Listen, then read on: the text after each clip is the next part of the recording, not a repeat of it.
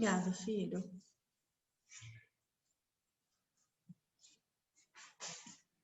Sabia que já viu os Legos da prateleira?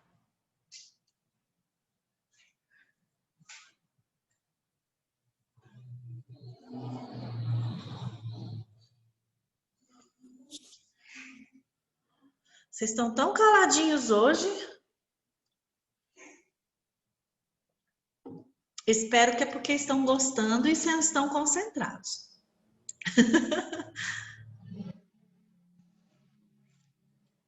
Voltaram 8 pessoas. Eu esqueci de olhar quantos tinham, mas deixa eu compartilhar a tela de novo.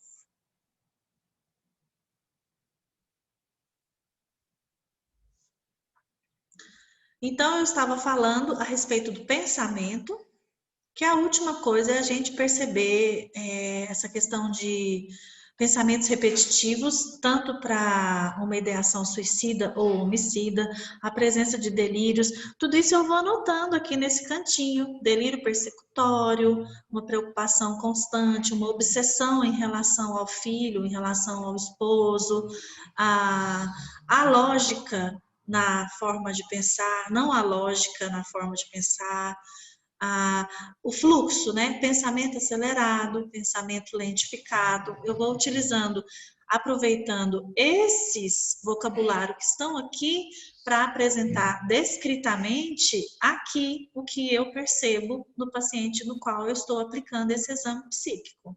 Tá bom? Então, esse quadradinho aqui é para eu ir escrevendo apenas algumas pontuações. Depois eu posso ter que fazer um relatório, mas esse exame psíquico vai me dar a primeira noção a respeito do comportamento daquele paciente. Linguagem. O que eu vou avaliar dentro da linguagem? A maneira que a pessoa tem de se comunicar. Professora, você não disse que ali no pensamento a gente não tem acesso ao pensamento e a gente já avaliando a linguagem? Sim, mas eu estava avaliando o pensamento na ação de se comunicar.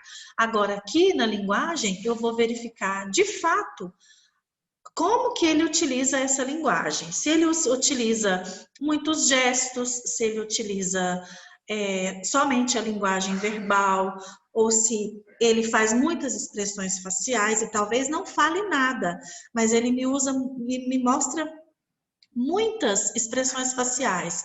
Nas expressões faciais, a gente pode fazer algumas pontuações. Eu não posso chegar à conclusão que a pessoa está com medo, a pessoa está com raiva, a pessoa está assustada somente com a expressão facial. Mas eu posso escrever aqui nesse lugar que ele apresenta uma expressão facial apresenta uma careta, fez careta o tempo todo enquanto eu conversava com ele, testa franzida, pôs língua, tudo isso eu posso escrever aqui no momento da linguagem.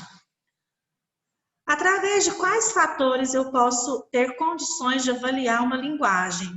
Através da quantidade, a quantidade de vocabulário que a pessoa utiliza. Ela fica muda?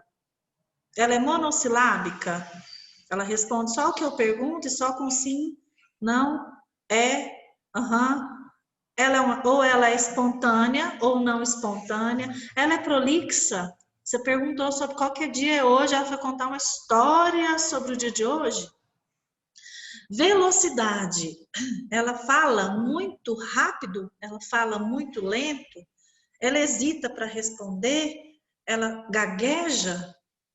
Então, eu posso aqui utilizar nesse quadradinho de novo a descrição de como está sendo a linguagem do indivíduo. A qualidade da linguagem dela, o conteúdo do discurso dele é pobre ou é um conteúdo rebuscado? Parece até que essa pessoa já estudou muito.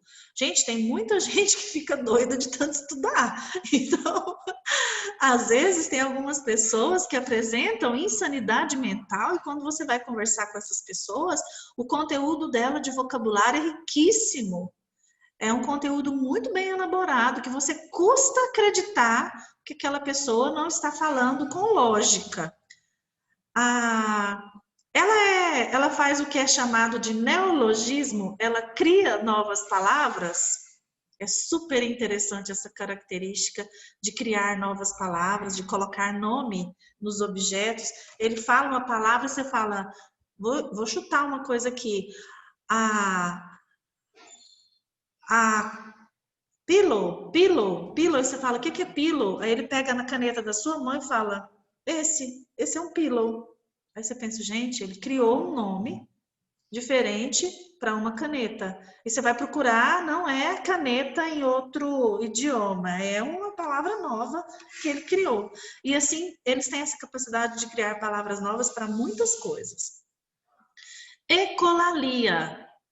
Eu já vi um indivíduo com ecolalia. Ele repete a última palavra.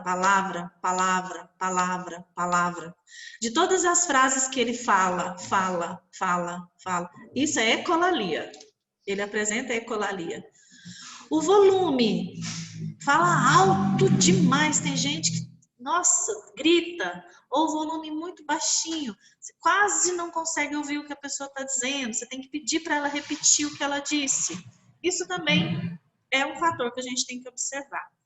Aqui não está falando, mas em outros roteiros de exame mental eu já vi, existe uma palavra que os psiquiatras utilizam bastante, com frequência, que é aqui exatamente na linguagem.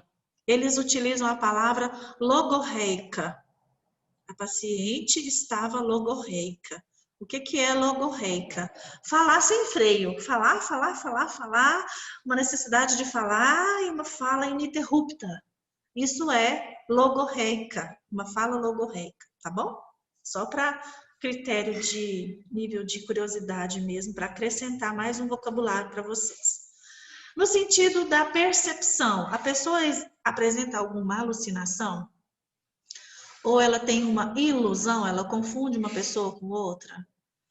Essa pessoa tem uma despersonalização, ela altera a percepção de si própria, ela se chama em outro nome, ela conversa sozinha, ela fala com ela mesma e põe o nome na outra pessoa que ela está falando, que é ela mesma. Então, isso é a alteração na senso-percepção. Dentro do humor e do afeto, o humor é um estado emocional interno que não depende de estímulos externos e é de longa duração. Então, isso pode influenciar a percepção que a pessoa tem de si mesma e pode influenciar também o mundo ao seu redor. Já o afeto é diferente, é o jeito da pessoa, é bem mais subjetivo, é a forma como a pessoa externaliza as suas sensações, as suas emoções. A gente avalia muito o afeto e o humor através da expressão facial, através de gestos, através do tom afetivo que a pessoa utiliza a voz. Falar manhês, por exemplo, é utilizar afeto na fala. Então, quando a gente fala bonitinho com o nenenzinho, a gente está usando um aspecto de afeto na nossa fala. Mas se eu usar o manhês para falar com um médico, isso se chama fala infantilizada. A pessoa não é criança, o médico não é criança, não tem nem um animalzinho ali para suscitar em mim esse desejo de falar o manhês, e eu estou falando assim, isso se chama fala infantilizada. Então, eu estou utilizando o quê? Afeto de maneira inadequada, né? Como que eu posso avaliar o humor e o afeto? Se a pessoa apresenta uma tristeza, ela relata uma tristeza ou uma culpa exacerbada, ou talvez uma alegria fora de hora, ou uma vergonha muito grande. Eu posso perceber através da modulação do afeto, que é uma pessoa que a hipermodulação é muito demonstrar afeto demais, e a hipomodulação é não demonstrar afeto de maneira alguma, a pessoa fria, a pessoa seca, a pessoa totalmente ausente afeto da maneira dela se comportar, ou uma rigidez muito grande na maneira de se comportar. O mau humor, ele é muito fácil, ele é mais fácil da gente perceber através de todas essas outras características que foram colocadas aqui, né? O mau humor ou o bom humor? através do choro fácil, através de um discurso de raiva, através de um riso imotivado. Então, essa tonalidade afetiva tem como eu observar através dessas características externas. Estamos acabando o nosso tempo. Deixa eu ver tanto de coisa que falta para eu terminar, ou se a gente termina na outra aula. Falta pouco, mas não um pouco que dá para eu falar em 5 minutos. Então, vamos fazer assim. Eu vou terminar esse restinho na próxima aula. Não, mas eu queria que vocês já aplicassem, que vocês já fizessem a atividade. A gente pode ficar uns 10 minutinhos a mais? Podemos? Ok. Então, eu vou terminar o roteiro para explicar para vocês qual que é a atividade que vocês têm que fazer. Psicomotricidade, perceber como que a pessoa anda, como que a pessoa gesticula, qual que é a velocidade e a intensidade disso. Se é muito agitada ou se é muito lenta. Se ela apresenta tique nervoso, se ela apresenta catatonia. Vocês já viram uma pessoa catatônica? Ela não se move, ela não responde, ela não faz nada. O catatônico nem precisava de você fazer o exame mental inteiro, só escreve assim, está em estado de catatonia, porque ele não vai responder nada. Nenhum estímulo desse aqui não vai ter condições de fazer um exame desse, porque o catatônico ele não tem resposta. Ele fica parado, nem pisca, na mesma posição o tempo todo. Bom, como que nós vamos fazer, além desse exame mental, do momento, eu posso também fazer algumas perguntas, se for possível, ou para o acompanhante, ou a pessoa, dependendo do estado de lucidez, perguntar para ela como que está as funções psicofisiológicas dos últimos tempos, né? Ao caminhão.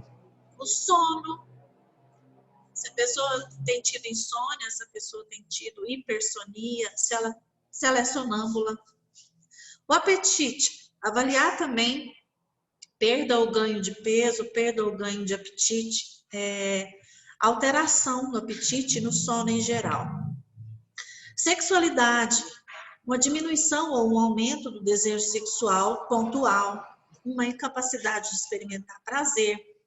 Aqui fala até da ejaculação precoce, tentar observar se o indivíduo tem uma vida de sexo seguro, se faz um planejamento familiar, apenas como uma avaliação de funções psicofisiológicas. E aí tem o exame físico. O exame físico nem está aqui para a gente fazer, porque ele já é outra parte. O que eu vou fazer com essas informações? Eu vou descrever tudo que foi realizado, todas as perguntas que foram feitas e as respostas. Eu vou descrever as condições que estavam no momento da entrevista. Eu fiz isso no local adequado, foi numa sala, foi no PS, né, no pronto-socorro, foi na rua, foi na presença de outras pessoas, ou a pessoa estava sozinha. Então, eu preciso dizer o local, as condições, se tinha privacidade e a duração desse exame. Eu tenho que deixar registrado. E a evolução? Se essa pessoa for internada, eu vou ter condições de, no dia a dia, anotar a evolução desse indivíduo. Eu não vou fazer esse mesmo exame todos os dias. Mas aquilo que foi bem pontual, se, por exemplo, ele apresentou um problema sério de alucinação, aí eu vou ver se isso está melhorando com o medicamento. A respeito de memória, eu posso também fazer algumas perguntas para saber se ele melhorou a memória. Então, na evolução do tratamento, eu não vou fazer todos os dias o mesmo exame completo. Eu vou reavaliar aqueles itens que eu percebi que tinha uma alteração, para perceber se a alteração desapareceu, a alteração continua, está melhorando, está evoluindo o quadro da pessoa, para saber se o medicamento está sendo eficaz, se o tratamento está sendo eficaz. E eu vou anotar isso ali no prontuário do paciente. Ficou claro o que é um exame mental e quais são as características, os critérios que são utilizados para essa avaliação? As cabecinhas estão fazendo assim. Então tá. O que eu quero que vocês façam? Vocês vão brincar de exame psiquiátrico. Tô brincando, não é isso? Você vai escolher alguém, como nós estamos em período de pandemia, você vai ter que escolher alguém de dentro da casa de vocês. Eu não estou pedindo nenhuma atividade via rua, tá? Vocês não precisam sair de casa. Pede para... Suponhamos que eu estou aqui na minha casa e eu tenho essa atividade para fazer. Eu ia escolher um dos meus filhos adultos e pedir para ele imaginar que ele está numa situação psíquica alterada. Ele vai criar um personagem. Por que eu estou falando para essa pessoa criar um personagem? Para você entrevistar. Porque já pensou, se você vai entrevistar sua mãe, minha mãe, vou fazer um exame psíquico mental e ela tem alguma alteração, menina, isso vai dar pano para manga, isso não vai ser legal não. Então, peçam para uma pessoa da sua casa, seu cônjuge, o namorado, a mãe, o irmão. Eu tenho que aplicar, eu tenho que fazer uma entrevista. E é uma entrevista que eu vou fazer algumas avaliações psicológicas. Você não fala que é exame mental, não. E aí, você vai criar um personagem. Se quiser, para ficar mais legal, pode até pedir para vestir roupa, bagunçar cabelo, se quiser bagunçar cabelo. Olha, você pode fingir de doido, você pode fingir de bêbado, você pode fingir de que acabou de sofrer um acidente, bateu a cabeça. E aí, como é que seriam essas características? Eu vou ser a pessoa que vai te receber lá no hospital e eu vou fazer um exame para saber quais são as suas principais queixas. E aí depois vocês vão me contar como é que foi essa experiência na próxima aula, tá bom? A gente vai conversar sobre a experiência de cada um. E aí, esse momento que vocês, na prática, vão talvez pensar assim, nossa, o que é isso aqui mesmo? O que eu tenho que perguntar nesse item aqui? Esqueci. Anota essa duvidazinha, porque aí a gente vai clarear um pouco mais essas questões na próxima aula. A gente vai, então, se a gente estivesse em sala de aula, vocês iriam apresentar para... Vocês são pouquinhos, dá para apresentar, não precisa ser sala de aula, não. É um estudo de caso, tá? É como se depois vocês vão escrever e vocês vão ter um lugarzinho aqui na disciplina para inserir esse arquivo. Mas por enquanto eu estou dando as orientações de como fazer, e aí vocês vão apresentar, e aí depois nós vamos transformar isso num estudo de caso. E aí cada um vai ter um caso para inserir aqui no arquivo. Como vocês são poucos, 1, 2, 3, 4, 5, 6, 7, 8, 9, 10, 11. Eu tô com 11 aqui. Se eu der uns 3 minutinhos para cada um, eu acho que cada um dá para contar para mim em 3 minutos o que fez e dá para a gente ter um resultado muito interessante dessa atividade. Tá ok? Então, na próxima quinta, vocês vão apresentar para mim o estudo de caso de um familiar que tem transtorno mental. Faz de conta, tá bom? Professora, uma dúvida. Pois não. Que às vezes alguém que está assistindo, não tá presente agora pode perguntar depois. Se a pessoa morar sozinha, pode fazer, por exemplo, online? Poderia ser uma opção? Pode, sem dúvida. Pode ser online. Ou pode ser um vizinho, lá no portão. Porque eu tenho certeza que não está todo mundo obedecendo essa pandemia do jeito que tinha que obedecer, não. Pode ser você mesma também. Você conversa com você. Kai, isso é muito louco. Isso é muito insano. Eu acho melhor você não fazer uma entrevista com você mesmo, não.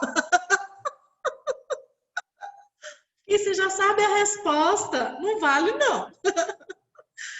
Cada um vai ter que encontrar uma maneira de fazer. Pode ser online, Amanda. Eu acho que dá também. Tati, uma pergunta. Pois não. Sobre a área de trabalho que a gente poderia aplicar essa entrevista. Valeria só pro caso assim, se eu sou uma psicóloga, eu trabalho no hospital, ou tem algum outro lugar? Geralmente é na área da saúde que se faz essa avaliação tão minuciosa assim.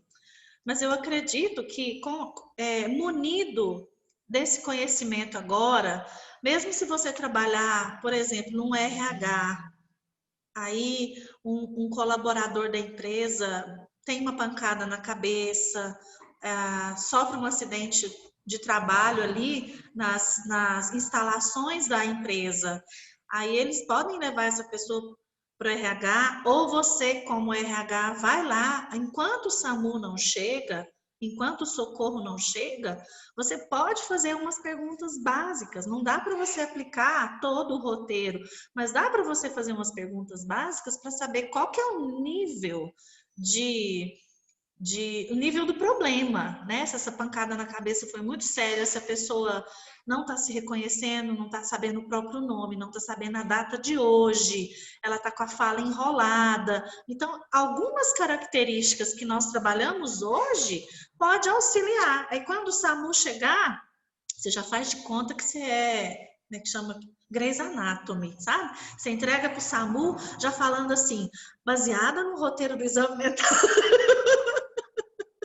Tô brincando. Você pode falar assim, olha, eu fiz algumas perguntas e esse colaborador parece que ele está apresentando certas dificuldades de fala, ele não está reconhecendo o dia de hoje, ele está com um problema na orientação tempo e espaço. Olha que chique, você vai dar uma série de informações que o pessoal já vai chegar com elas lá no hospital sabendo daquele estado do paciente. Todo paciente que chega para um atendimento, se já tiver uma informação anterior, isso auxilia muito. Já se sabe até que atitudes tomar, para onde levar, que exame fazer. Já chega no hospital fazendo o exame da cabeça. Primeira coisa, para saber se tem algum coágulo, se lesionou alguma parte do cérebro. Então, baseado em quê? No exame mental que você fez lá na empresa que ele trabalha. Isso também pode acontecer na escola. Se você é um psicólogo da escola e uma criança, gente, eu já escutei tanta história de escola, já escutei menino meu chegar contando que um fulano... Isso mesmo já aconteceu, já quando eu estudava. Uma colega acabou batendo a cabeça, ela caiu, bateu a cabeça, ela ficou, tipo, sem saber nada, sabe? Aí foi a enfermeira que fez o teste, que ela perguntou o nome, perguntou a idade, perguntou tudo, e ela só ficava assim olhando, sabe? Ela não respondia nada. A gente ficou tudo assustado, sabe?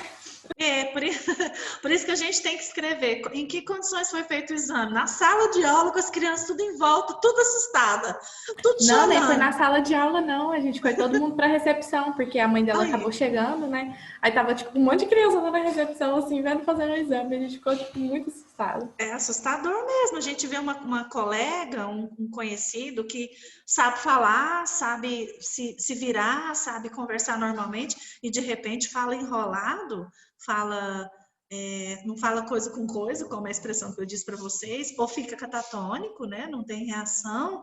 É assustador mesmo. E isso é um indício de salvamento rápido, pancada na cabeça. Problema de coração e problema de cabeça, quanto mais rápido o socorro, melhor.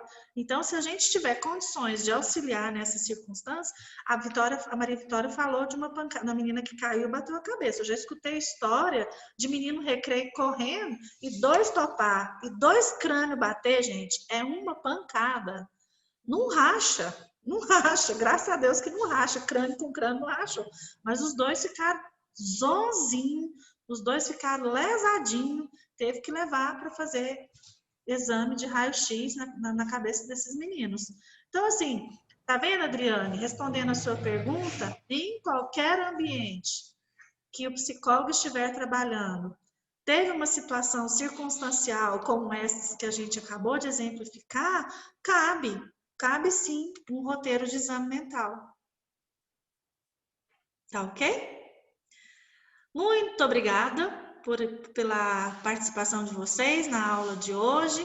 Espero que vocês se divirtam fazendo as entrevistas de vocês e vocês me contam na semana que vem como que foi. Tá ok? Um abraço, tchau, tchau.